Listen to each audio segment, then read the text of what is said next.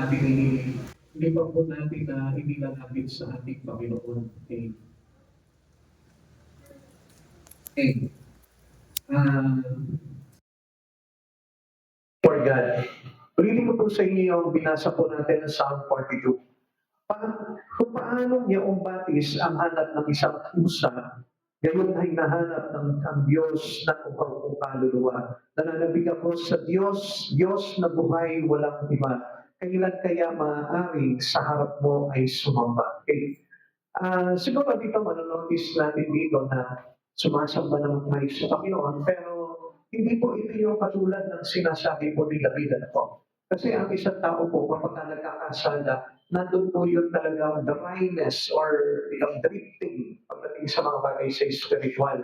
Because sin always separates us from the Lord. Hindi po natin tatandaan po no?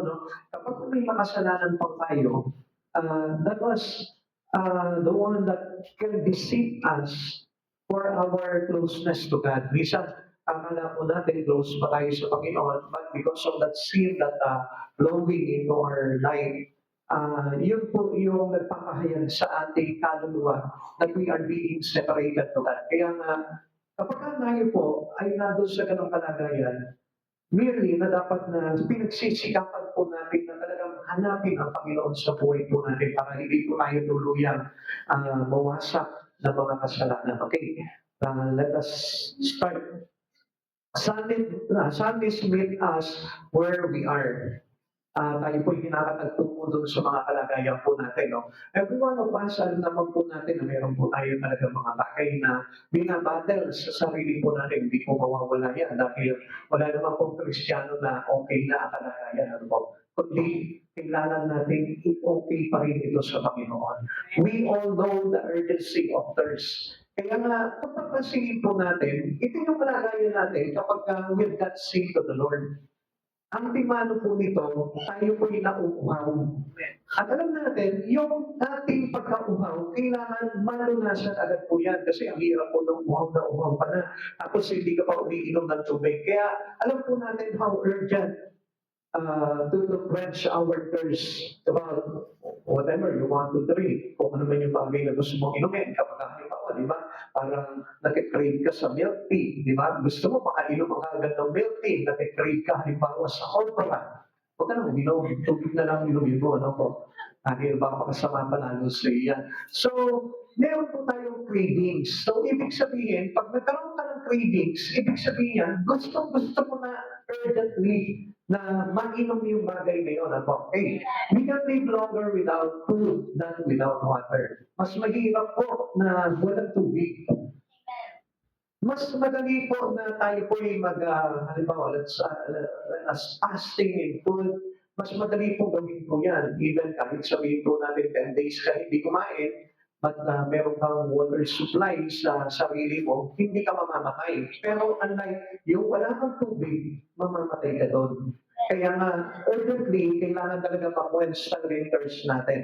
We all know the satisfactions of drink of cold water when we're thirsty, di ba? Minsan nga, naghahanap pa tayo ng malamig na tubig. Gusto ko yung malamig, parang talagang maisang talaga, di ba? Kapag halimbawa, yung fresh from the faucet, di ba? Parang hindi natin feel, hindi makaalis ng uhaw eh. Kaya naghahanap tayo ng ice, o kaya naman cold water, para maramdaman mo talaga na nakukwens talaga yung thirst mo. Amen. Ganun din po tayo sa Panginoon. Now, ang mahirap po kasi is the questions that how can we endure thirst without drinking water? Di ba? Ang hirap na, ano? Di ba tayo mangiiwasan yung uhaw mo kung hindi ka iinom ng tubig? Minsan nga, di ba, kahit na sabihin mo hindi mineral water yan, iinumin mo pa rin yan kahit na sabihin mo masama sa tiyan mo yan, di ba? Madali masira yung tiyan mo. Pero iinumin mo pa rin yan dahil sa kagustuhan mo na matanggal agad yung kauhawan mo. Ang hirap mo kasi na nauuhaw ka. It brings physical and spiritual thirst. Mayroon pong pagkakaugnay po itong dalawa na ito between the physical thirst and the spiritual thirst. Alam niyo, kalimitan po dito, ang isang tao mauhawin kapag yung kanyang espiritu ay natutuyo. So may kinalaman po yan, makita niyo po yan. This thirsty one concludes that only God can quench his thirsty soul. So mapapansinin po natin, dito mapapansin po natin, na iisa lang naman po talaga ang mag-aalis po ng uhaw po natin, especially in spirit, only God. Kaya kailangan po, no urgency natin to come before Christ Jesus. Yung paglapit natin sa Panginoon, no one can separate his life to God when the thirst comes from Him. Pag dumating na yung pagkauhaw mo, spiritually, walang sino man nalalayo pa sa Panginoon, kundi lalapit pa yan sa Panginoon. Sapagkat if you are being thirst from the Lord, ikaw mismo hahanapin mo palagi sa ang Panginoon sa buhay mo. At hindi ka papayag na hindi mo masumpungan ang Panginoon sa buhay mo. Unless na suicide na yung espiritu mo. Yung hinahayaan mo, pinakaintulutan mo na mamatay lang sa espiritu, okay lang sa iyo. So, ang hindi po natin alam dito, it is very danger for us na pabayaan natin yung espiritu natin. At alam niyo po ba, maraming tao po ganyan na they didn't know what was happening into his spirit. Ang akala po nila, okay lang na patay ang espiritu natin, okay lang na wala tayong ugnayan sa Panginoon, okay lang na hindi ako nagsasamba, okay lang na hindi ako nagbabasa ng Biblia, okay lang without prayer. So, alam niyo, ang kalagayan po ng espiritu natin ay mahalaga at may kinalaman po ito into our physical body. At ang kailangan po natin masuplayan po talaga yung pangangailangan ng espiritu natin or else talagang wala na sa isa yung ating katawan. Wala na sa isa itong buhay natin na ito dahil alam natin na hanggang dito lang po yan. At pagdating ng araw, yung paparusahan na nakapatong sa iyo because hindi mo kinwens yung kauhawan ng espiritu mo, yun po yung malaking problema natin pagdating ng araw. Kaya nga, we can easily or the urgency to quench our thirst is very important. Napakahalaga po yun na ibsan agad yung ating pagkauhaw sa espiritu. Now, thoughts about thirsty people. Ano po ba yung dapat na makita po natin dito? Ano po ba yung mamalayan na po natin dito? O ano po ba yung bagay na dapat natin mapansin po dito sa mga tao na ito na nauuhaw? Baka isa na po tayo dito sa mga bagay na ito. Okay, number one, tignan po natin yung kauhawan dito sa Samaritan woman. A thirsty woman was at the well. Ito po ang babae na ito, meron po siyang kauhawan physically, and they didn't know that he is a big problem about his thirst spiritually. So hindi niya po alam yun. Buti na nga lang po, na-encounter niya si Jesus at the well, doon sa may balon.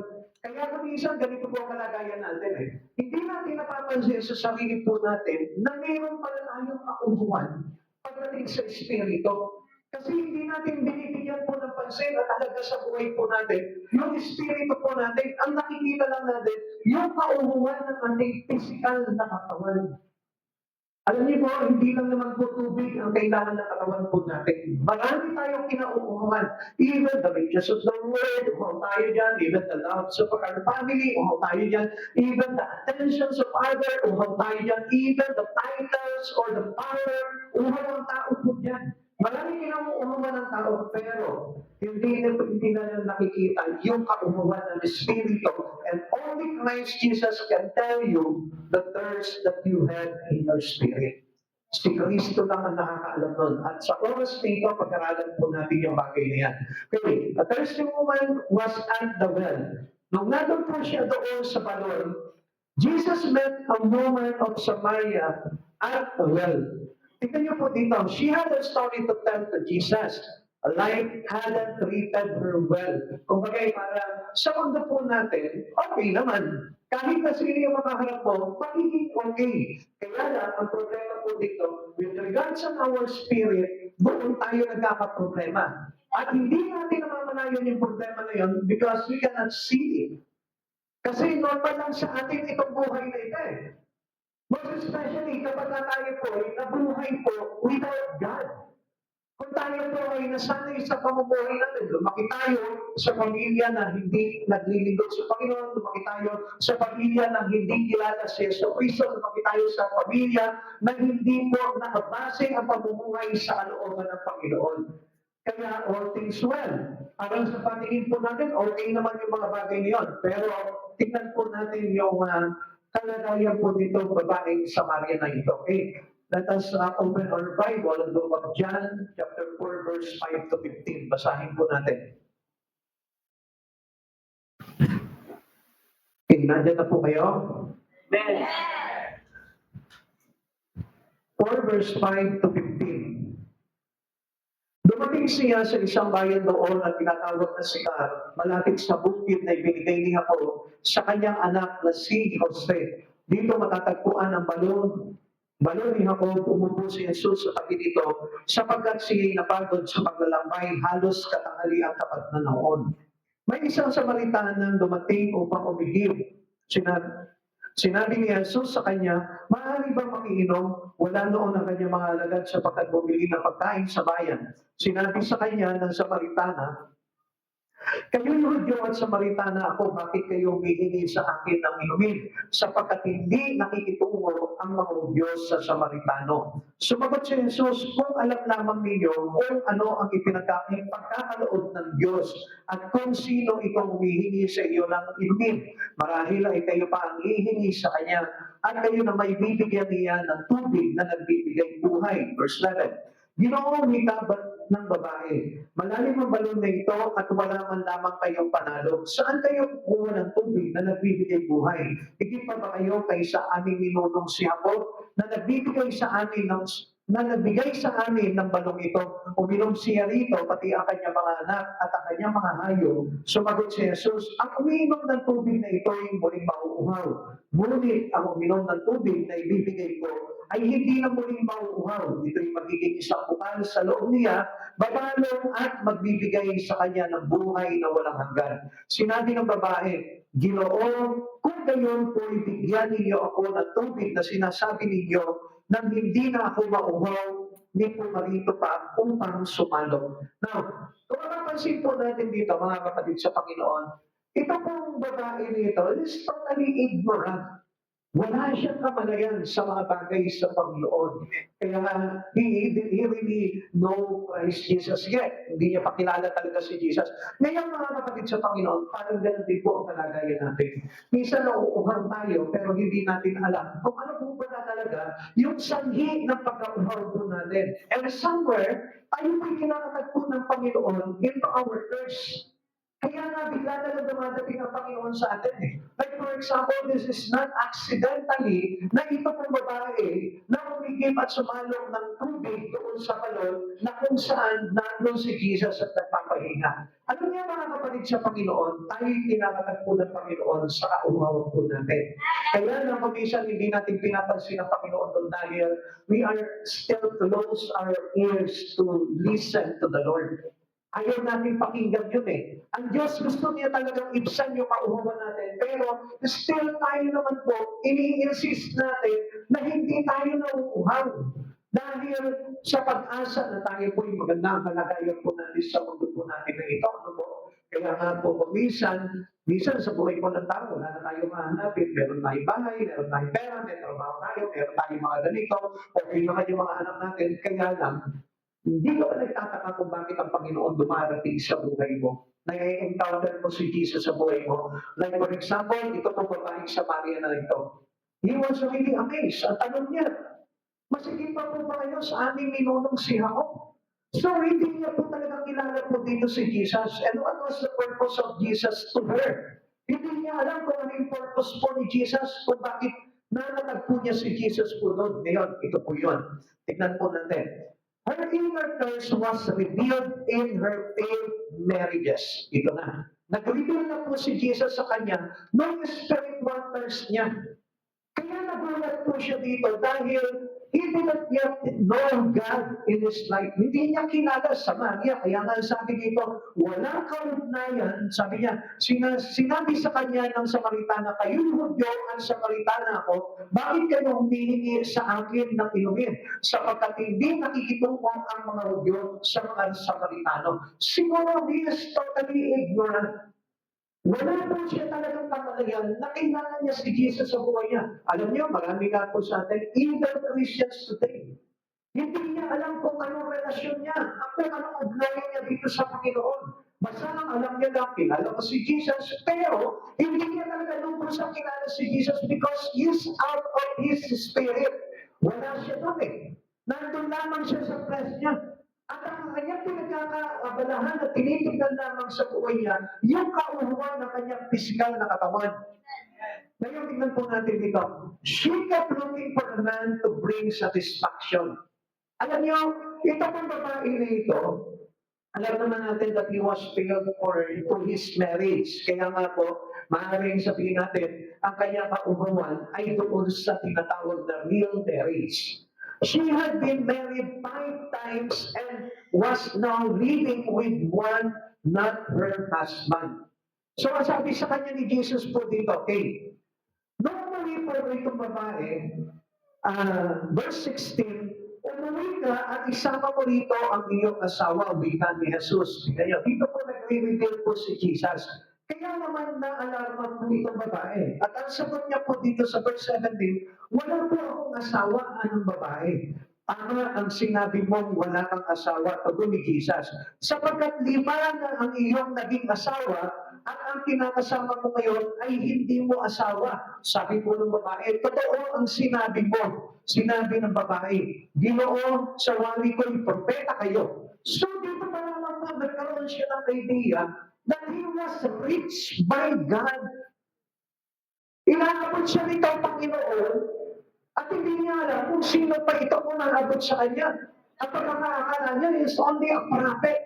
Pero ang hindi niya alam directly, itong Diyos mismo bumaba para abutin siya sa kanyang kalagayan. At ganyan din po ang kalagayan po natin. And sometimes we thought na, pastor, sister, brother, sino lang yung nagpapaabot itong bagay nito? Come on. Ang totoo po niyan, God wants to reach you wherever you are. Where the place you are. Inaabot tayo ng Panginoon sa kalagayan po natin. At ang maganda po dito, binibigyan tayo ng kaligtasan. So saan ka pa doon? Na kapag man tayo tinatagpo ng Panginoon, kahit na sino ka pa, kahit ikaw na yung pinakamasamang tao, gusto kong bigyan ng kaligtasan ng Panginoon. Yun lamang po yung punto ni Jesus dito, na ayaw niya mapahamak itong babae dito. Actually, hindi naman siya talaga sinumbatan ng Panginoon dito eh, na ang dami mo nang kinasama, ilang lalaki na ito kinasama mo, at yung kinakasama mo ngayon ay hindi mo totoong asawa. Hindi naman siya sinumbatan ng Lord doon. It is revealing about her thirst. Nilipin lang niya yung kaluhan na hindi talaga siya magkakaroon ng satisfaction in life kahit na uminom siya ng isang balon. Kahit uminom siya ng isang case na soft drinks, hindi naiibsan yung kauluhan niya. Parang pinapakita ng Panginoon, there is no satisfactions to you. Whatever you've done here, kahit na anong gawin mo sa mundong ito, hindi ka talaga magkakaroon ng fulfillment. Sapagkat unless na tayo po ay tumanggap talaga sa Panginoon, tinanggap natin yung pagliligtas ng Panginoon sa buhay po natin, doon lamang po tayo magkakaroon ng fulfillment. Doon tayo magkakaroon ng satisfaction to quench our thirst. Kaya tuloy po natin yan. Alam niyo, napakahalaga po ng quenching thirst. Yung pong iniibsan natin, yung kauhawa natin about our spirit. Sabi nga po dito, tingnan nyo. Sige nyo, Awit chapter 27 verse 4, sa Diyos mo hanapin ang kaligayahan at ang pangarap mo yung iyong makakantay. Alam niyo po lang pinapakita ng Lord po sa atin dito that God is our total satisfaction. Wala nang iba. Ang Diyos ang talagang kailangan po natin. Kaya kung mapapansin po natin, we are very active in this world, but not in Christ Jesus. Aktibo tayo sa mga bagay na ginagawa natin sa mundo na ito, sa pamumuhay natin sa mundo. Aktibo po tayo, pero bakit hindi mabigyan ng pansin yung mga bagay sa Espiritu? Na ang hindi natin alam po dito, yun pala yung kailangan natin talagang ipulpil sa buhay po natin because that where our satisfactions live. Dahil doon nalalahan yung ating makakapagpasaya sa buhay po natin. Kaya mga kapatid sa Panginoon, kailangan natin po malaman po ito. Because our soul cannot be satisfied through what we are doing right now on the earth. Doon lamang sa mga bagay na makasanlibutan, hindi masasatisfy talaga yung kaluluwa natin. At alam natin na napakahalaga ng kaluluwa natin. Actually, ganito po yung narinig ko po sa isang pastor. Sabi po ng isang pastor, we are not a body. Ano yun? Hindi tayo katawan na nananahan ang kaluluwa. Kundi tayo kaluluwa na mayroong katawan. Naintindihan niyo? What does it mean? Alam niyo, ganito po yan. Sa isang pelikula, ang bida, ang kailangan unang mag-a-appear ang pangalan. Naintindihan niyo ba? Siya po yung unang mag-a-appear ang pangalan. Tsaka makikita ko naka-emphasize na malaki yung pangalan niya kasi siya yung bida. Now, ganito ang pinapakita sa atin ng Panginoon. Na ang bida dito sa atin is not our body but our soul. Kasi itong kaluluwa natin, ito yung haharap sa Panginoon, hindi ito katawan natin. Kaya nga yung mayroon pang lugar sa China na kung saan yung kanilang sementeryo is transparent, covered with a glass. Makikita nila, inilipin yung kanilang mga mahal sa buhay. Nakikita nila yung kalagayan hanggang sa ito po yung kumbaga parang naaagdas na, nagiging buto na lang, hanggang sa nabubulot na. Nakikita nila yung kalagayan ng kanilang mga mahal sa buhay na pumanaw na. Now, alam niyo po ba kung ano pong ibig sabihin nun? Na itong katawan na ito, ibabubulok lang at wala ng halaga. So, ang pinapahalagahan sa atin ng Panginoon, ibang kaluluwa natin dahil ito yung ihahatol ng Panginoon sa kanyang banal na trono. Haharapin po natin into the judgment throne of God, tayo po ihahatulan sa pamamagitan ng ating kaluluwa. Kaya nga, ito yung dapat na binibigyan po natin ng lunas sa kaumawan. Itong ating kaluluwa. Kaya nga, we need to put our joy into our soul. Not the joy only in your body. Hindi lang yung makakasaya ng katawan mo. Hindi ako masaya. Kaya kailangan mo na. Come on. Yun po yung i-avoid natin. At dapat natin matutunan bilang mga Kristiyano na kailangan pasayahin natin yung ating kaluluwa. At hindi ito mas magiging masaya kung mayaman ka lang. Hindi ito magiging masaya kung sikat ka lang. Hindi ito magiging masaya kung marami ka ng pera. Sapagkat ang hanap talaga ng uhaw ng kaluluwa ay walang iba kundi si Yesu Cristo. He is the one that made by our soul. Hindi yung anumang bagay dito. Kaya nga, kung tayo po'y nadubugo lamang ng panahon sa mga bagay sa libutan na ito, kawawa naman yung kaluluwa natin. Na pagdating ng araw, paparusahan ng ating Panginoon at tayo din po yung magsasuffer po nun. Jesus know all about her thirst. Kinaalam ni Jesus kung ano yung kauhalan ng babae na ito. He knows all about your fruitless search for happiness and peace of mind. Hindi niyo po ba napapansin dito?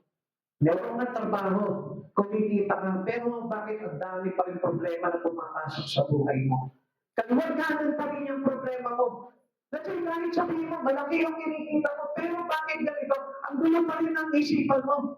Nandun pa rin yung trouble in your mind. Still nandun pa rin yung kaguluhan sa puso mo. Alam ng Diyos kung ano yung kawalan na dapat na masumpungan po natin. Kaya nga kung minsan, hanap tayo ng hanap ng kapayapaan at kagalaman sa buhay, hindi natin masumpungan po yun. Kaya kung minsan, di ba, para bumibili na lang tayo ng kagalaman, bumibili na lang tayo ng kapayapaan, pero mawawala din. At hindi po mananatili po sa atin yan. Alam niyo po bakit? Because our soul is thirsty. Yung ating kaluluwa, yung uhaw na uhaw sa Panginoon. Kaya nga kapatid sa Panginoon, kapag naiubsan na yung kauhawan ng kaluluwa mo, makikita mo magkakaroon ka ng contentment in life. At alam niyo po ba ang isang taong may kontento na sa buhay? Na kahit na sabihin mo, maliit lang ang kita yan, kunti lang ang pagkain yan, kahit sapat na sapat lang yung pamumuhay yan, may kontento sa buhay, alam niyo kung bakit maganda ang kalagayan ng kaluluwa mo. Kaya nga marami pong mga Kristiyano, hanggang ngayon hindi pa rin sila masiyahan sa buhay po nila. And whatever they have in their hand, hindi sila masaya doon. Gusto nila putuin nila yung kanyang kamay. Kaya nga may nakikita nga po niya pag naglagay sila ng ring, hindi sila masiyahan sa wedding ring nila. Makikita mo, maglalagay pa ng isa dito yan, ng isa dito yan, ng isa dito yan. Lahat ng taliwi, mayroon pong sing-sing yan. Pati sa paa, mayroon pa rin. Amen? Kaya nga, bakit? Anong ibig sabihin nun? They are not contented in life. Why? Because of their thirsty soul for Jesus. Kasi wala si Jesus. Because Jesus is the fulfillment of every night. Siya po yung nagpupuno na lahat ng pagkukulang sa buhay ng tao. Okay, tingnan po natin. Sabi ng Awit chapter 37 verse 7, sa harap ni Yahweh ay pumanatag ka, maging matayagang maghintay sa Kanya, huwag mong kainggitan ang gumiginhawa sa likod paraan, umundag man sila, hayaan mo sila. Ang mahalaga po dito, you are for Christ Jesus. At kapag na kay Kristo ka na, huwag ka maingin doon sa mga bagay-bagay na nakikita mo sa mundo ito. Ang kaingitan mo, yung mga malulusog na kaluluwa, yung mga punong-punong na kaluluwa, yung mga kaluluwa na masisigla, yung mga kaluluwa na kung saan hindi sila po nawawala sa Panginoon.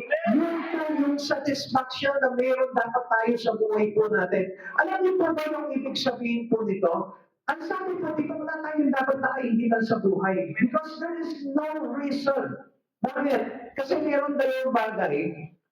Two good reason having peace with God. Para magkaroon tayo ng kapayapaan sa Panginoon. Unang-unang reason is no reason to envy about the worldly prosperity of the wicked. Huwag kang maiinggit doon sa mga mayayaman na mga makasalanan. Doon sa mga mahiyaman na masasama, huwag kang mahihinggit doon. Alam niyo mga kapatid sa Panginoon, minsan nga kinaiingitan natin, sinasabi natin, bakit sila nahihiyaman nila? Hindi naman nagsisimba. Sila kahit hindi sila naglingkod sa Panginoon, dumadami yung pera nila. Naiinggit tayo doon, pero ang hindi natin alam, there's no reason to envy about the worldly prosperity of the wicked. At ang ikalawa, dalawang dahilan at yung ikalawang reason po dito, no reason to fret about the occasional success of the design of the wicked against just. Ano sabi po dito, ang ibig sabihin po dito? Tayo po, bilang naglilingkod sa Panginoon, kailangan lumagay tayo sa katwiran ng Panginoon. Hindi po tayo kailangan na maging magsik, hindi tayo kailangan na parang mainis. Dahil nakikita natin yung iba, uy, umaasenso sila, bakit tayo hindi? Hindi po tayo dapat na kumagay parang nababalisa doon sa bagay na yun. No reason to envy and no reason to fret. Mga kapatid sa Panginoon, lagi niyong tatandaan, sa harap ni Yahweh ay pumanatag ka, maging matyagang, maghintay sa Kanya, huwag mo kainggitan ang gumiginawa sa likong paraan umundan man sila. Alam mo kung bakit hindi ka pinagpapala ng Panginoon? Because God, hindi niya gusto na dito ka pagpalain, kundi mayroong nakalaan sa iyo. So meaning, ang kailangan lang po natin, yung patiently wait po natin. Kailangan magkaroon tayo ng patiently. Kailangan i-practice po natin na tayo po'y nagtitiis sa mga bagay na kung ano yung mga bagay na meron tayo ngayon. Pagtiisan mo yan. Pagtiisan mo na maganda ka at huwag nang gumanda ka ulit. Amen? Kung isa kasi maganda ka na, gusto mo pa gumanda ka pa na ano. Kaya po tayo nagkakaroon ng mga evil thoughts eh. Nagkakaroon tayo ng maruruming gawain sa buhay kasi hindi tayo nasisiyahan. Meron ka ng pera, gusto mo pa dumami pa yung pera mo. Kaya nangyayari po sa iyo, nakakagawa ka ng masama po. Kaya nga, ano sabi dito, sa harap ni Yahweh pumanatag ka, maging patyagang maghintay. Amen? Endure waiting. So, ibig sabihin, kung meron talaga nakalaan sa iyong Panginoon, tiisin mo, hintayin mo na lang. Dahil at the perfect time, ang sabi ng Lord sa atin, I, the Lord, will make it happen. Ang Diyos ang gagawa nun para sa atin. Amen. Be satisfied in the Lord. Kahit anong wala ka, gawin mo kagalakan at kapanatagan ang Diyos sa buhay mo. Only God. Kapag meron kang Jesus Christ sa buhay mo, dapat meron kang tinatawag na joy and peace. Amen? Meron kang tinatawag na peace of joy. Hindi, peace and joy. Yan. Hindi ka parasong kaganakan ako. Kundi meron kang kapayapaan at kaganakan sa buhay mo. Amen? Yung Christ Jesus yan hindi na kailangan. May Christ Jesus ka na. Alam niyo, simple lang naman ang pangarap ko sa buhay. Yung makapaglikod sa Panginoon at meron 20 million. Parang ganun po kasi mga Kristiyano kahit wala yung 20 million, basta nakakapaglikod ka sa Panginoon, magkaroon ka lang ng kapayapaan at kaganakan sa buhay. Amen? Jesus is our thirst reliever. He offer living water to quench your inner thirst and end your search. Tingnan nyo, alam nyo, kung hindi nakatagpo nitong Samaritana, itong babae ay itong si Jesus, hanggang ngayon naghahanap pa rin po siya. At what ang feeling, ano kaya yung hinahanap niya sa buhay niya? Hinahanap niya pa rin yung totoong kaligayahan. Na akala niya, sa lalaki niya po makikita yung bagay na yun, kundi hindi pala, kundi kay Jesus pala. Kaya alam niyo kung minsan kung bakit ganun po ang kalagayan po natin sa buhay, no? Why we got saved, kung bakit po tayo nagkakasala, sa pagkakala po natin na ito yung magbibigay sa atin ng lunas para magkaroon po ng kagalakan. Pero knowingly, hindi natin alam na only Jesus can provide us a peace and joy in our heart. Siya lamang po yun. Kaya nga, minsan, uhaw po yung mga tao sa mga bagay na makasanlibutan. Pero minsan, hindi po nila na-try na mauhaw sa mga bagay sa Panginoon. I-try po natin na mauhaw po tayo. Yung bang wala kang ginagawa sa bahay, naku, wala akong magawa sa bahay. Ano kaya, mag-Netflix ako? Ano kaya, mag-YouTube ako? Ano kaya, mag-aquatcha ako? Yun yung lagi pumapasok sa isipan po natin. Pero hindi natin inisip, ano kaya kung mag-pray ako ngayon? Ano kaya magtawagan ko yung mga kaibigan ko and invite ko sila into prayer? Kailan po ba natin magagawa yung mga bagay na yun to connect sa our church? Yung po yung kailangan ng mga uhaw kay Jesus. At ako hindi po ako naniniwala na uhaw ang isang Kristiyano sa Panginoon kung hindi naghahanap sa Panginoon sa Kristo. Hindi naghahanap ng prayer meeting, hindi naghahanap ng discipleship, hindi naghahanap ng pagsamba, hindi naghahanap ng mga bagay niyo. Dapat ang uhaw na kaluluwa talaga naghahanap sa mga bagay kay Kristo. Hindi niya inilipag yung sarili niya sa pag-YouTube, sa pag-game, sa pag-Netflix, or sa mga bagay na ano, kundi inilipag niya yung sarili niya through Christ Jesus alone. Sa Panginoon lamang po. John chapter 4 verse 13. Yung sabi dito, He offers living water to quench your inner thirst and end your search. Tingnan niyo po yung sinabi po na John chapter 4 verse 13 to 14. So pagkat si Jesus, ang bawat uminom ng tubig na ito ay muling mauuhaw. Ito yung sinasabi ni Jesus dito Hanap kayong hanap ng mga bagay sa sanlibutan. Hanap ka ng hanap ng mga bagay na makakaibsan ng iyong mauuhawan dito sa sanlibutan. Pero ano sabi ni Jesus, ang bawat umiinom ng tubig na ito ay muling mauuhaw. Ngunit ang sino ang uminom ng tubig na ibibigay ko sa kanya ay hindi na muling mauuhaw kailanman. Ang tubig na ibibigay ko ay magiging pati sa loob niya at patuloy na bumabal at magbibigay sa kanya ng buhay na walang hanggan. So ito yung kailangan po talaga natin Hindi yung kayamanan ng mundo, hindi yung dami ng pera, hindi yung dami ng ari-arian, kundi yung laki ng relasyon at pag-ibig mo kay Kristo, yun ang kailangan natin. It is the living water. Yun yung dadaloy, magtatlong sa puso natin at maglalagay sa iyo sa buhay na walang hanggan. Kaya nga ang daming tao hindi natatakot na mag-impyerno, hindi natatakot na pahamak, hindi natatakot na kahit walang Diyos sa buhay po nila. You know why? Alam niyo kung bakit? Because they did not receive this living water. Hindi pumapasok sa puso nila. At once na tinanggap mo si Kristo sa buhay mo, yun yung maglalagay sa iyo ng pagkahanap kay Kristo. Kaya hindi ako naniniwala talaga na kapag ang isang tao ay hindi naghahanap kayo sa Kristo, sa araw-araw na buhay niya, ang ibig sabihin nun, hindi niya pa talaga tinatanggap si Kristo sa buhay niya. Still, the water of the Word, yun lamang po yung tinanggap niya. Yung kanyang kaumawan sa mga bagay lamang sa sanlibutan. Water is God's Spirit, He will satisfy our needs. Ang sinisimbolo po nito is si Kristo. At yun po yung kailangan natin. Ikalawa, a thirsty man was in hell. Ito po ang sinasagot tsaka po yung mayaman. Ito po ang sinasagot tsaka yung mayaman. Ano po? Mayroon din po siya kaumaman dyan. Usually, alam niyo po, ang tao po talaga, mas siya lalo na inuupon nila yung buhay po nila sa pagpapayaman. Pero ang hindi po nila alam, that there is a big risk sa pagpapayaman. Some people dito, he never tried to drink water that brings satisfaction in his life on earth. Kaya mga kapatid sa Panginoon, kung ikaw nagtatrabaho ka, masipag ka sa trabaho, kailangan masipag ka rin maghanap kay Hesus Kristo. Pag hindi mo ginawa yun, ganito ang kasasapitan po natin. Listen to this. Hindi katulad po ditong babae sa balon, ganito po yan. Hindi siya humingi ng tubig kay Hesus Kristo, kundi tubig na sa lipunan lamang yung kanyang laging hinahangad sa buhay po niya.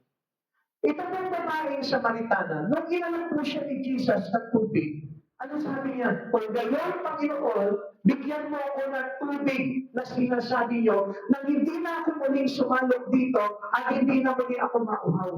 So, he asked for Jesus to give him or to give her water. Alam niyo, ito yung kakaiba po dito sa mayaman na ito. Itong mayaman na ito, through the rest of his life, hindi siya naghanap ng tubig mula kay Kristo. Ang hirap ano po. Alam niyo mga kapatid sa Panginoon, hindi natin pwedeng sabihin siguro na baka hindi walang lumapit sa kanya mga propeta, walang nagpahayag sa kanya. I know na meron. Kasi every corner of the world, inabot talaga ni Jesus siya. Lahat yan, nilaganapan talaga ni Jesus ng kanyang mabuting balita na kaligtasan. Even you today, alam mo na mayroong kaligtasan sa Panginoon, kaya lang hindi natin kumisang binibigyan ng mahalaga po ipagay ngayon. At mas pinapahalagahan po natin yung mga kapagpahamak po ng buhay natin. Kaya nga kumisang, ang gusto na lang natin, magpayaman na lang tayo na magpayaman eh. Pero pansinin niyo po ito, makinig po kayo mga kapatid sa Panginoon. Dito makikita niyo kung ano po yung consequence ng pagpapayaman lamang nang wala ang Panginoon sa buhay po natin. Listen to this, para sa ganun po, magising po tayo po dito. A man tried to quench his thirst with wealth.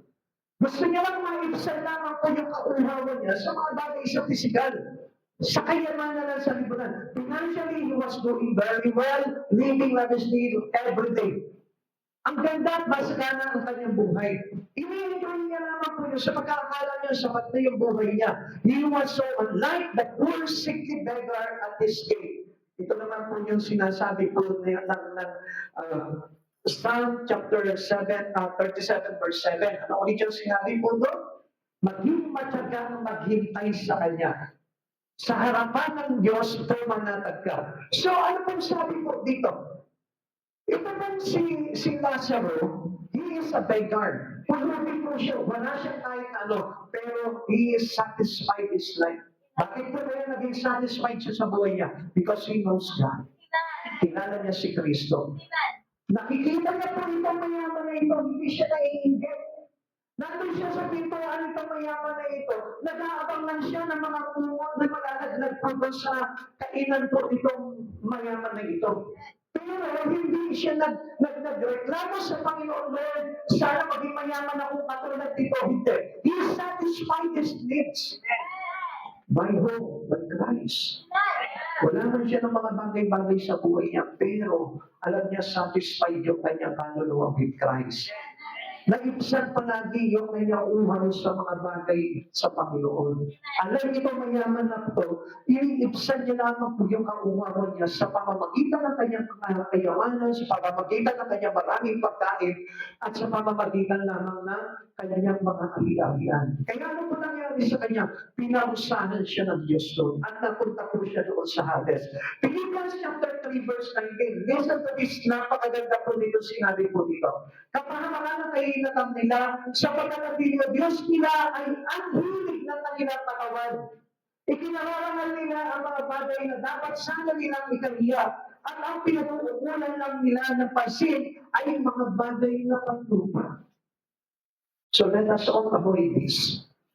Kung gusto niyo pa talagang magkaroon ng real satisfaction in life, avoid niyo pa yung buhay niyo ay magugulangan sa mga bagay sa sanlibutan. Like for example, maglaan kayo ng panahon sa Panginoon. Halimbawa, yung Sunday is for God. Ibigay natin sa Panginoon yun. Huwag yung ibigay sa trabaho, huwag yung ibigay sa pagkita, huwag yung ibigay sa reunion o sa kung ano mang bagay, kundi ibigay nyo kay Jesus. Sapagkat ito po yung nakasaad sa kautusan ng Panginoon at yun po yung dapat na ginagawa natin sa buhay natin. Alam niyo po ba na mayroong parusa po sa atin, yung tayo hindi talaga magpahalaga sa mga bagay sa Panginoon? Kaya nga ang sabi po dito, kapahamakan ang kahinatan nila sapagkat ang inyong Diyos nila ay ang hilig ng kanilang katawan. Anong hilig nito? Mayaman na ito. Magpayaman lang na magpayaman. Anong hilig niya? Gumagdalaman at sumarapin mo niya dito sa mundo. Pero yung kaluluwa niya, hindi niya binibigyan ng pag-asa para pagdating ng araw ay may naginawahan sa piling ng Diyos. Kaya nga mga kapatid sa Panginoon, natutuwa ka na yung Sunday ay kumikita ka, na yung araw ng Wednesday, ipinagpapaganda para kumita ka. Kapatid sa Panginoon, malungkot ka dahil yung kaluluwa mo ay hindi magkakaroon ng ibsan sa iyong kakuwawang pagdating ng araw. Listen, wala nang manok po natin. If you are for God, you obey God. If you love God, you will obey His commandment. At alam po natin na mayroon po tayong kapahingahan pagdating ng araw. E paano mo yan? Pagod ka na sa trabaho, pagdating ka po ng takdang panahon, nagkakatulan tayo sa impyerno, pagod ka pa sa parusa. Amen. At lagi po natin tandaan na kahalagahan ng Panginoon sa buhay po natin ay dapat na lagi po mayroon tayong availability. Lagi po tayong may panahon pagdating sa Panginoon. Even in the midst of your busyness in this world, kailangan mayroon ka pa rin panahon. Amen? Kaya nga, alam niyo mga kapatid sa Panginoon, kung ang uhawan mo talaga sa buhay mo, ang Panginoon, hindi mo talaga bibitawan ang Diyos sa buhay mo. Dahil alam mo na pagdating ng araw, masigit na mapapagod ang kaluluwa mo sa impyerno. Something wrong with the rich man. He lost his health. Tandaan po natin, anong pinapakita sa atin dito sa mayaman na ito? Pwede tayo magkasakit. Pwede tayo mamatay. At lahat po tayo ay magkakaroon ng kamatayan pagdating ng araw. At pag dumating yung araw ng kamatayan natin, sino ang tatakbuhan natin? Kung hindi natin binigyan ng halaga, hindi natin binigyan talaga ng pagiging naging kayamanan mo si Kristo sa buhay mo, paano ka na pagdating sa kabilang buhay?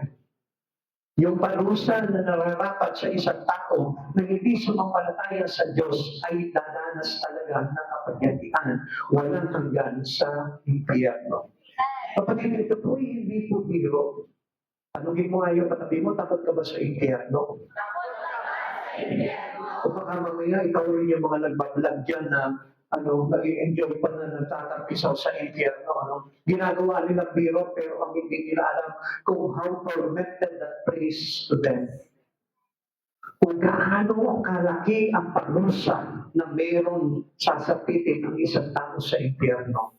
Kaya huwag niyo pong hayaan na biru-biruin lamang po yan. Kung alam mo ang impyerno, dapat ikaw mismo magising ka na ngayon sa oras na ito. Huwag mo pa itulutan, hindi ka makagawa sa Panginoon. Huwag mo pa itulutan na laging uhaw yung iyong kaluluwa in Jesus. When the rich man died, he personally lived on. Nandun pa rin, hindi na ibsa.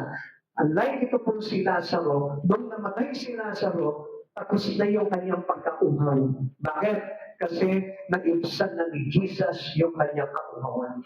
E tayo kaya paano? Kung halimbawa, kinauuhawan lang po natin, yung mga bagay dito sa sanlibutan na ito, pag namatay po tayo, dumating tayo sa takip-siling na tuway po natin, sino po mag-iibsan ng kauuhawan po natin? Wala si Jesus sa buhay po natin. Alam niyo mga kapatid sa Panginoon, mayroon nga po isang katawa-tawa na nabasa ko po doon sa Facebook po, sa isang wall ng isang kaibigan. Ito po kanyang kapatid ay namatay na. So, it's about 4 to 5 years ago. Tapos, binati niya ngayon dahil birthday ng kapatid niya. Binati niya ngayon, happy birthday, Kuya, in heaven. Sabi niya gano'n, 4 na taong ka na palang nandyan sa langit. As I know, as I remember, hindi naman nakakilala itong taong ito at nagbigay ng panahon sa Panginoon. Hindi ako humahatol, kaya lang, ito yung sinabi ng Biblia eh. Kapag hindi ka sumampalataya, hindi ka mabautismuhan, parurusahan ka. Amen. So, ang ibig sabihin po dito, kapag hindi mo tinanggap si Jesus sa buhay mo, hindi mo pinaglingkuran si Jesus at hindi mo ipinabuhay si Jesus, may kaparusahan sa impyerno.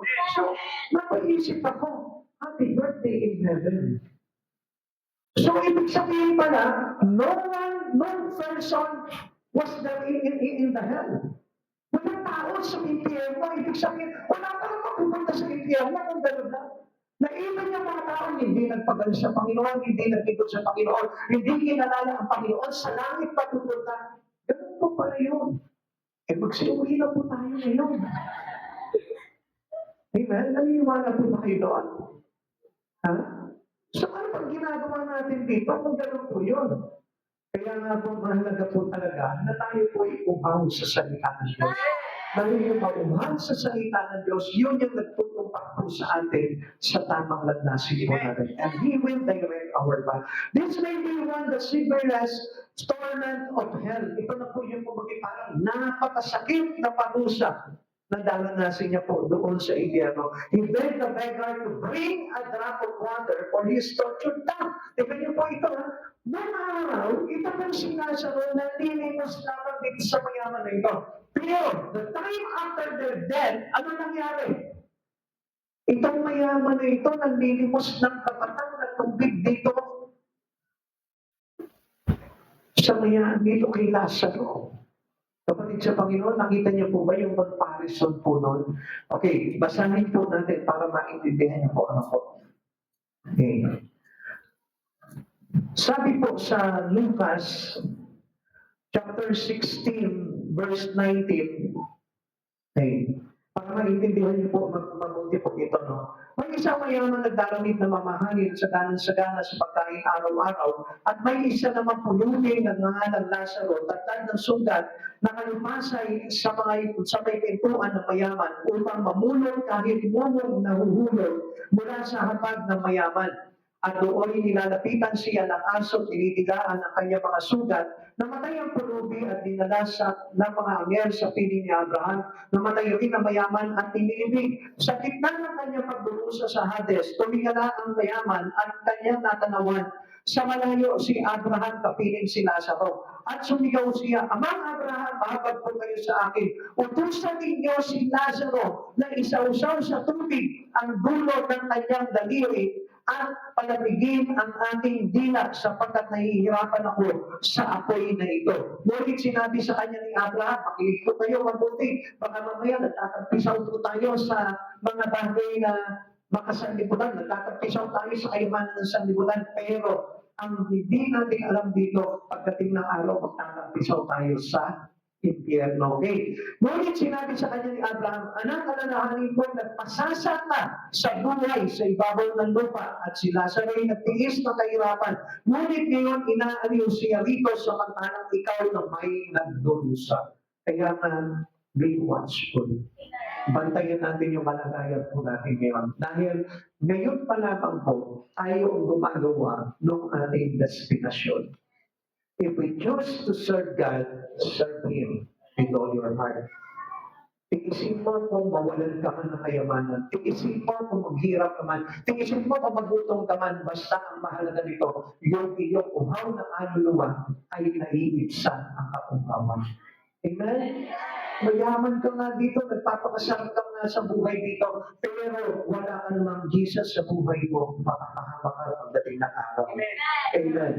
Jesus endured the thirst of hell on the cross. Kahit si Jesus kung natatandaan niyo po ba yung sa 7 last word niya, ang sabi niya, I thirst, he cried before he died. Bago po siya namatay, ano sabi niya? I thirst. Saan siya nanguhaw? Sa Panginoon. Kaya nga, ano sabi niya dito?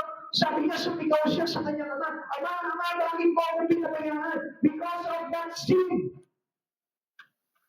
He suffered because of the sin of the world. Kung bakit nahiwalay siya sa ama, it is because of the sin of the world, yung kasalanan natin. Na hindi po natin alam, yun yung kasalanan na naghihiwalay sa atin kung bakit uhaw na uhaw tayo sa ating Panginoong Jesucristo. Kaya huwag po natin sabihin na tayo po ay paminsan-minsan nakakagawa sa Panginoon, nagsisimba po tayo, mas lalo po natin tindihan yung paghahanap sa ating Panginoong Jesucristo. Christ died that we might never thirst again. Kaya po, namatay po itong si Jesus ng uhaw na uhaw para nang sa ganon, hindi na po tayo mauhaw muli. Siya na po yung nagsabi ng kauhawan natin. Huwag mo sabihin, kailangan mauhaw ni Jesus. No! Yung kauhawan ni Jesus na yun yung kauhawan natin. Na kung minsan, naghihingi na yung ating kaluluwa nitong tinatawag na living water, pero hindi pa natin pinapainom. As you notice, pagdating ng araw doon sa kaharian ng Diyos, mayroon po tayong fountain of the living water na free po tayong uminom po doon para manauli yung lakas natin at buhay natin. Kapatid, kaya wala ng kamatayan doon. Pero ngayon, dito pa lang, binibigyan na tayo ng Lord ng tubig katulad ng sa Samaritana. Sabi niya sa Samaritana, sabi niya, kung alam niyo naman kung sino naghihingi sa inyo ng tubig, baka kayo ba ang humingi nito at bibigyan naman niya kayo. Kapatid sa Panginoon, ang sabi ni Christ dito, maghingi ka lang. At hindi tinatanggihan yung bagay na ibinibigay at pinaalat na tubig ng Panginoon para nang sa ganon, yung kauhawan na dapat na sa iyo ay tinanggap na ng Panginoon para hindi ka na muli mauhaw. He done our hell on Calvary so we can go to heaven. At doon sa pagkakataon na yun, doon tayo papapasukin sa langit. Amen? Dahil tiniis na ng Panginoon yung kauhawan na dulot ng ating mga kasalanan. Tiniis niya yung kauhawan ng laman sa mga bagay na makasanlibutan para makapasok sa kalangitan. Tayong mga nananalig sa ating Panginoong Jesucristo. At lagi po natin pahalagahan po yung mga bagay sa Panginoon at huwag natin kakalitaan yun. Tingnan niyo po yung sinabi sa 1 Peter chapter 3 verse 18. Sapagkat si Kristo ay namatay para sa inyo, namatay siya dahil sa kasalanan ng lahat, ang walang kasalanan para sa mga makasalanan upang iharap kayo sa Diyos. Siya ay namatay ayon sa laman at muling binuhay ayon sa Espiritu. Kaya nga, pahalagahan mo yung Espiritu mo ngayon at huwag lamang yung laman. Because Christ is child, anong ginawa niya? Hindi niya pinahalagahan yung laman. Namatay siya sa laman dahil siya ay muling nabuhayan sa Espiritu. Ang sino man tao nagpapahalaga sa laman, pagdating ng araw, hindi mabubuhay sa Espiritu. Kung pinapahalagahan mo ang laman mo, masigit na pahalagahan mo ang mga bagay sa Espiritu mo para pagdating ng araw, pagharap mo sa Panginoon, bubuhayin ang Espiritu mo. Amen. This is the important why God is always present in one person. Napakahalaga na meron tayong Jesus sa buhay po natin dahil yun ang maglalagay po sa atin sa pamumuhay sa Espiritu na hindi dapat tinatanggihan ng isang Kristiyano. Pag inaano ka ng Lord ng mga bagay sa Espiritu, huwag mong tatanggihan. Pakisabi mo nga sa katabi mo.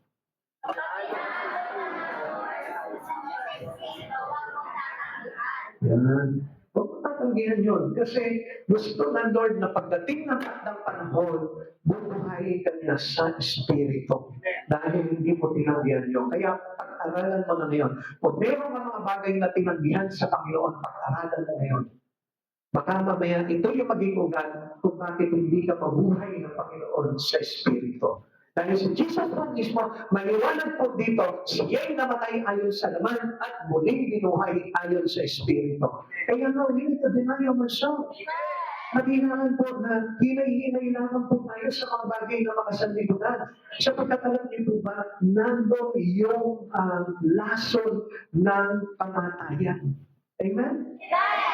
At hindi na po nakakapanaig sa atin yung lason ng kamatayan, yung venom of death na tinatawag po natin. Because yung mga bagay po na nandito sa sanlibutan na yun ang naglalagay ng lason para tayo ay mamatay sa Espiritu. Kapatid sa Panginoon, pahalagahan po natin yung mga bagay sa Espiritu. Okay, ikatlo, last na po ito. An invitation God's want us to tell. Ito po yung paanyaya ng Diyos na kung saan mauhaw ka sa Kanya, isang paanyaya po ito na ubilog ka sa Kanya. Amen? Hindi kayo mauhaw ng Panginoon sa Kanyang gawain. Katunayan niya, puno tayo ng gawain. Kaya lang, ang tao ang hindi na uuhaw doon. Kaya nga ang Lord, pinapadami niya yung mga bagay na magagawa po natin para maibsan yung ating kauhawan sa Espiritu. Kaya, Tanggapin po natin yun. Sabi po dito, no, let him that is athirst come. Sino man na umuuhaw, lumapit at uminom. Okay, tignan po natin, sabi po ng Pahayag 22 verse 17, sinasabi ng Espiritu at ng babaeng ikakasan, hali kayo, lahat ng nakakirinig nito ay magsabi rin, hali kayo, lumapit ang sino man na umuuhaw, kumuha na may gusto ng tubig na nagbibigay buhay, ito'y walang bayan. Ang offer ng Lord, walang bayan. Samantalang yung ibang bagay, yung sugal, alak, lahat may bayad. Pero ikapapahamak po natin. Kahit na magbayad tayo, okay lang. Dahil yun yung parang alam natin magsasatisfy ng flesh natin. Pero yung walang bayad na inaalok sa ating spirito ay yung ating pagdating. Tinatanggihan natin, nire-reject natin. Kaya pagdating ng araw, dahil tayo na rin yung nag-reject doon, libre, walang bayad, wala tayong masasabi, Lord, mahirap lang ako kaya hindi ako nakabili ng tubig na yan. Lord, wala akong trabaho, kaya hindi ako nakabili ng tubig na yan Kaya nga sabi ng Lord, lumapit kayo, humingi kayo, bibigyan kayo. Sapagkat itong tubig na itong libre lamang na inaalok sa atin ng Panginoon. Yung pag-church mo, libre lamang Bakit kailangan mag-tithes? Buluhin mo pa yung sarili mo doon. Kapatid sa Panginoon, libre. Dahil yung kaligtasan naman po talaga, pag natuto tayo sumunod sa Panginoon, meron tayong libreng kaligtasan. Thirsty one are invited to take off the water of life. Pwede tayo kumuha nun. The living water is free for all taking. Lahat ng gusto kumuha, libre po dito. Kaya na kumisa, di ba? Libre na nga po yung intercessory, libre na yung prayer meeting, libre na yung disciple, libre na po lahat, pero ayaw na po natin tanggapin. Christ offered us water that make us alive in our spirit. Gusto tayong mabuhay ng Panginoon. Gusto ng Lord na ito na pagdating ng araw, bubuhayin ka niya para makapiling po tayo sa buhay ng walang hanggan. Even at the cross, tingnan niyo, pinakita po ng Panginoon dito. Libre ang tubig.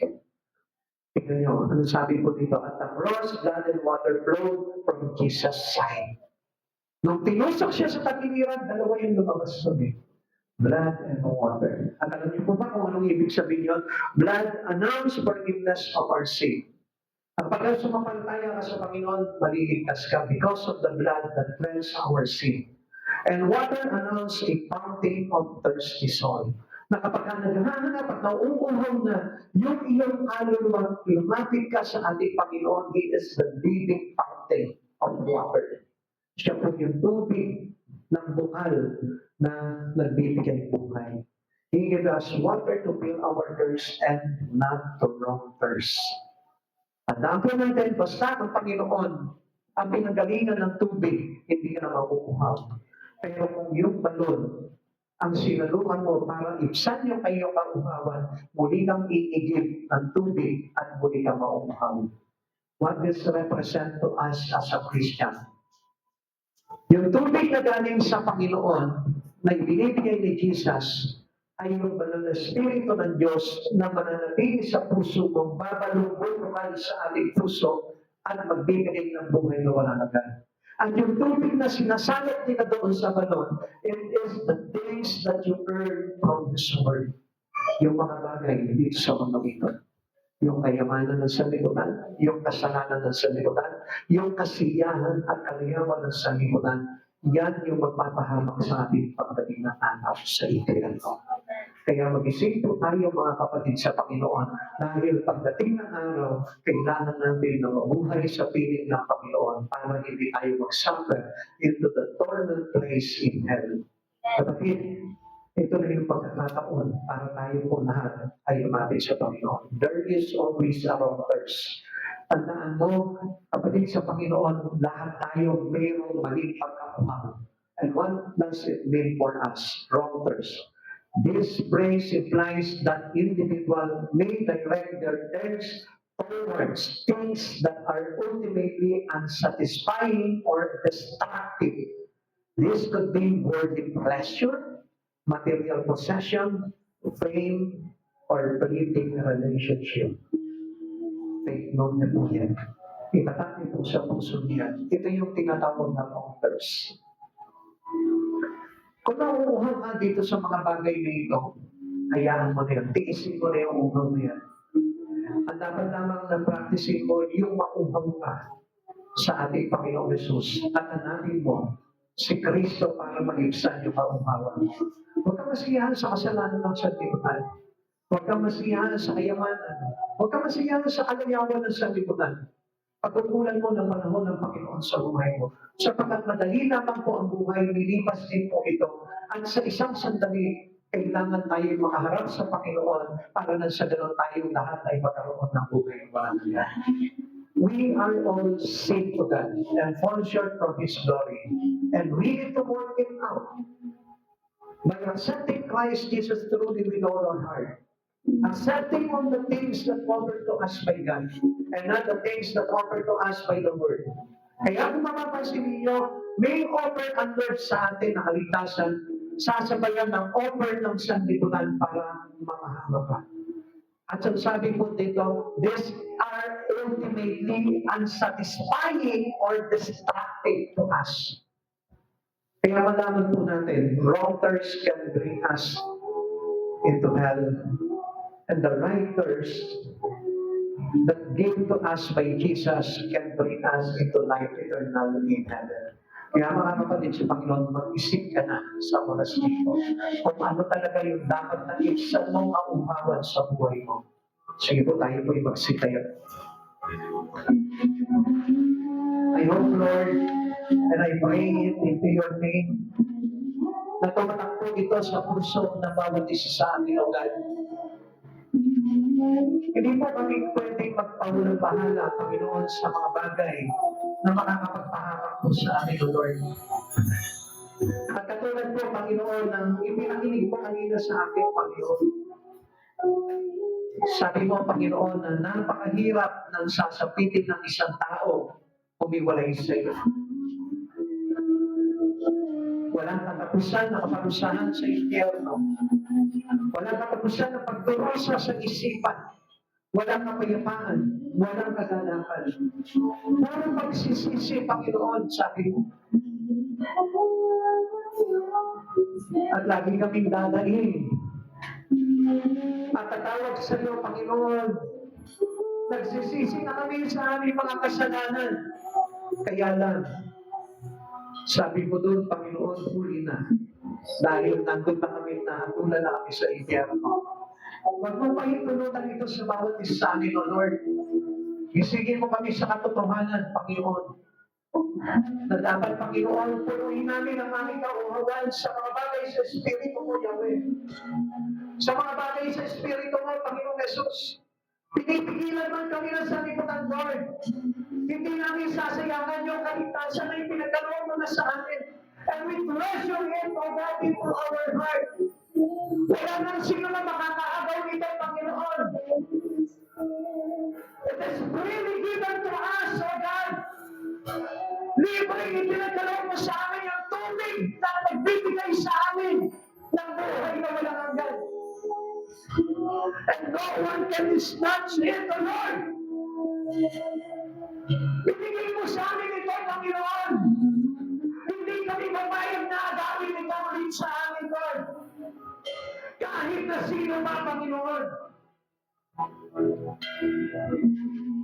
Sapagkat alam namin, Lord, mahirap na mawalay sa iyo. Sapat na siguro, Panginoon, kung anong meron kami ngayon, na dapat namin ipagpasalamat sa iyo, Panginoon. Kung paano sa gano'n, hindi na maapektuhan, Panginoon, ang aming paglapit sa iyo, Lord. Panginoon, iniibig namin sa iyo sa oras dito. Ano man yung mga bagay na hadlang sa amin kaligtasan, hadlang sa amin sa paglapit namin sa iyo, Lord. Tanggalin mo ito, O God.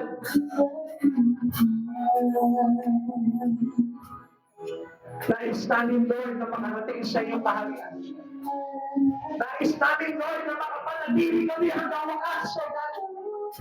Alam namin, Panginoon, alam niyo, na each and every one of us here, Lord, hindi pa po kami tapos. Hindi hindi pa po kami sapat. Marami pa po kami pagkukulang na po pwede pang maglagay sa amin sa kapamakan, Lord. And please do not allow it to happen, Panginoon. Tulungan mo po kami, Panginoon, na ma-overcome namin ito, Lord. And by the help of your strength, O God, we control all these things, O God. Magagawa namin ito, Lord, na buong tagumpay. Sapagkat ikaw, Jesus, ang aming kasama. At sa iyong kanlungan, Lord, hindi mo kami pagpapayagan. Help us, O Lord! Help us to follow the Spirit of God! Ipakita mo sa amin yung kahalagahan ng linggo pagsamba. Ipakita mo sa amin yung kahalagahan ng Miyerkules ng Evening Service. Ipakita mo sa amin yung halaga ng prayer and intercession. Prayer meeting, discipleship, Lord. Ang lahat ng mga bagay nito, Lord. Ipakita mo sa amin kung kasal mo ang aming puso.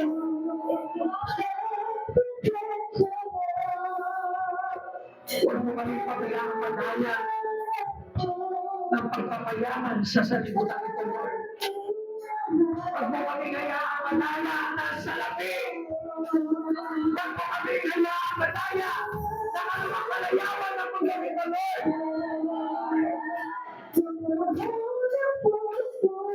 Tulungan mo po kami, Panginoon, ng mga na service sa iyo.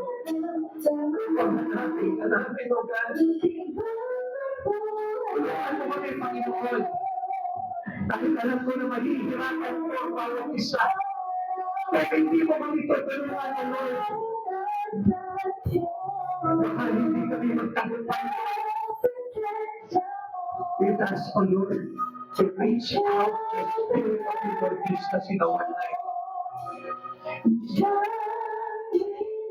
Ulitin ko, mga kapatid,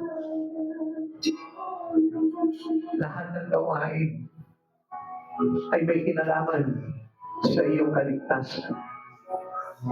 Kaya ka dinala ng Lord dito sa church na ito para ipabatid sa iyo na lahat ng mayroon dito sa church na ito ay may kinalaman sa kaligtasan. Kapatid, kung ikaw man yung tao na kinakatagpot ng Panginoon sa oras na ito, na kulang sa mga bagay at higit sa lahat sa tubig na nagbibigay buhay sa Panginoon. Kinakatagpot na ng Panginoon. Alam mo sa sarili mo kung ano yung bagay na kinauuhawan mo sa Panginoon sa oras na ito. At alam mo rin po kung paano nalalaya ang isang katulad natin na mas pinapahalagahan ng ibang bagay kaysa kay Kristo. Kapatid, bago ang mahulian lahat, gusto kong malaman mo, ang Diyos nagpapaalala sa iyo. Nagpapaalala sa bawat isa sa atin na ang buhay na walang hanggan sa piling ni Kristo ang pinakamasarap na mangyayari sa buhay ng isang katulad natin. At sa oras nito, kapatid, hinihiling ko sa Panginoong Jesus, lagyan ka ng Espiritu ng pagpapahalaga sa mga bagay kay Kristo. At hinihiling ko rin sa pangalan ni Kristo na sino man na narito ngayon sa oras nito ay hindi madaya ng kaaway, ng kasinungalingan upang mailayo ka ng todo sa ating Panginoong Kristo. Sapagkat ang kaaway, he can pretend as an angel of light. Pwede magsabi sa iyo na siya man ay lingkod ng Diyos, subalit pinapahintulutan ang paglayo mo sa katotohanan. I tell you, you must discern all these things before it is too late for you. Kapatid sa Panginoon, gusto ko na maintindihan mo, may mga bagay na spiritual na i-offer sa iyo si Satanas. Tingnan mo, kung makakatulong sa paglago ng espiritu mo, kung makapagpapalayo sa iyo sa mga bagay na maglalagay sa iyo sa kaparusahan sa impyerno. Sapagkat ang totoo kay Kristo ay magpapaalala sa iyo na kapag ang buhay mo ay nasasadlak patungo sa kapahamakan, agad-agad ka nitong aalalayan upang makabalik ka kay Kristo. At sa oras na ito, kapatid sa Panginoon, God will open up your eyes to see the difference between the deceit and the truth in Christ Jesus. Right now, I ask the Spirit of Jesus to come down. Open up, O Lord, our spiritual discernment, O God. Upang sa ganun, Lord, makita po namin, Panginoon, yung pagdarayan ng kaaway upang mapaalalahanan namin ang bawat sarili po namin, O God, na lumayo sa mga bagay na ito at patuloy na pagsikapan ang mga bagay na maglalagay sa amin sa totoong katwiran, na maglalagay sa amin sa buhay na walang hanggan sa piling mo, Panginoon Jesus. Let us all open our heart to Jesus. Para na sa ganun, maunawaan mo ito. Sa oras na ito, tatanungin ka ng ating Panginoon, mahalaga ba sa iyo ang iyong pagsisimba? Mahalaga pa sa iyo ang pakikinig ng salita ng Diyos? Mahalaga pa sa iyo ang araw ng linggo na dapat na maiupo lamang sa ating Panginoong Kristo? Mahalaga ba sa iyo na maging isang tagasunod ni Kristo? At kapag nasagot mo ito sa sarili mo, nang walang kauhawan, I tell you, nandun ka sa pantarayan ng kaaway. Sapagkat kung sasagutin mo yung mga tanong na yun, kailangan magkaroon pa ng kauhawan sa puso upang magawa mo ang mga bagay na gustong ipagawa sa iyo ng Panginoong Kristo. This is the time that you may realize the things that you will need to do before the time is come. Para na sa ganoon, tayo po lahat ay maligtas sa presensya ng Lord. Manalangin po tayo sa Panginoon. Ama namin Diyos, nagpapasalamat po kami sa buhay nito, Lord. Inusulat mo po kami sa katotohanan, O God. Ama, Panginoon, patuloy mo selyuhan sa amin ang Espiritu na ito, O God, upang makita po namin palagi ang katotohanan na nagmumula sa iyo, Lord. Katotohanan na maglalapit sa amin sa iyo, Panginoong Jesus, at hindi magpapahiwalay pa. Katotohanan ng pagtanggap namin sa katotohanan mula sa iyo, God, at hindi lamang sa mga bagay na gusto lamang ng aming laman, O God. At tulad ng ipinihayag mo, Panginoon, sa pamamagitan ni Apostol Pedro, Lord, pinakita mo kung paano ka namatay sa laman at buminuhay ka muli sa Espiritu, Lord. Pakita mo rin sa amin, Panginoon, ang kahalagahan na kami po'y mabuhay sa Espiritu, Lord, sapagkat ito ang nais mo, Panginoon. We need to be born again, O God. We need to born in the Spirit of your Lord Jesus. Para sa ganun, Panginoon, mapabilang po kami sa paghahali mo pagdating ng araw. Maraming salamat po, Panginoon. Turuan mo po kami sa pagtitiis na ito, Lord, na kung ano yung meron kami, Lord, masiyanan po kami dito. Na sa ganun, Panginoon, hindi na po kami mahiwalay pa sa iyo, Panginoon. At salamat, Panginoon, sa kagalakan, sa kapayapaan, at sa pag-iingat mo po sa amin, O Lord, upang hindi kami madaya ng kaaway, God. At hayaan mo, Panginoon, nasama-sama po namin ipagbuti, Panginoon, ang aming kaligtasan na mula sa iyo, Panginoon. Salamat, Panginoon Kristo, that you will save every one of us here, O Lord. Walang isa man sa amin, Panginoon, ang mahihiwalay sa iyo, Panginoon, sapagkat ang katotohanan ang nagpalaya sa amin, Panginoon, sa kapahamakan ng God. At ang katotohanan ang nagligtas sa amin, Panginoon, upang kami magkaroon ng buhay na walang hanggan. Maraming salamat po, Panginoon Jesus, at sa aming pag-uwi, O Lord, maluwalhati kami makauwi sa aming tahanan, O God. Ingatan mo ang aming mga sasakyan. Ilayo mo po kami sa anumang mga banta ng kaaway, sa anumang kapahamakan. Lord, manatili kami ligtas sa piling mo, Panginoon Jesus. At hayaan mo, Panginoon, na samahan kami ng libo-libo mga mandiring mga anghel sa langit na siyang nahawi na lahat ng aming daraanan, O God. Maraming salamat po, Panginoon Jesus. Pagpalain mo po ang bawat isa, Lord, ng siksik-ligligan, umaapaw na pagpapala, O God, na nagmumula sa iyo, Lord, at hindi sa sanlibutan ito ng pandaraya, O God. Panginoon, maraming salamat po, O God, sa iyo po natin muli. Binabalik ang lahat ng kapulian karangalan, O God, sa iyo po namin lahat. Ipinagmamakapuloy, Panginoon, na ang lahat ng bagay na ito, Lord, ikaw ang may gawa para sa ikabubuti ng lahat. Salamat, Panginoong Jesus, sa iyong dakilang kapulian, O God, we His glory in His name. Amen.